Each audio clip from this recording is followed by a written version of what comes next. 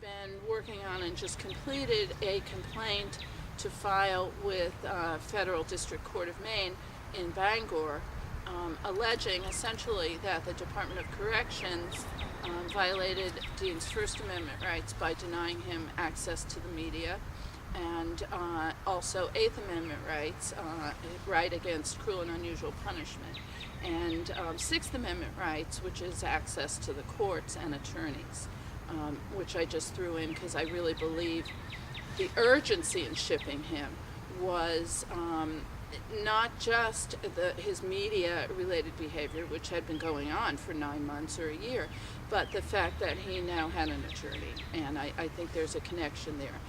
The broader issue, aside from just Deane, is in our prison system in this state, and I feel in most states, is the whole philosophy of the system is not rehabilitation, it's not restitution, it's not any sort of retributive justice where one might work on reestablishing relationships between victims and perpetrators, but rather it's purely on punishment.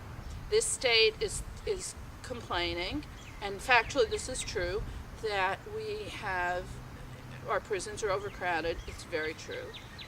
It's very unsafe and it's very unhealthful in our prisons. But where the state, their answer to that is either give us the money to build more prisons, or we'll ship our prisoners to another state. In this case, a private prison in Wyoming. And nobody talks about the third alternative, which again is helping folks who need help with their problems in order to keep them out of prison. The philosophy is break up families, people lose jobs, those who remain on the outside are without money. It just is a disastrous situation. So in the final analysis, I truly believe that the reason the DOC went after Deane Brown is because he is smart, he's articulate, he can write, he's dogged in his determination to reveal the human rights abuses that are going on in the prison. And those are the scariest sorts of people. Those are the people whose commitment is not to themselves, but to making the system a better system, a more humane system. They'll never give up. And that's what scares the DOC.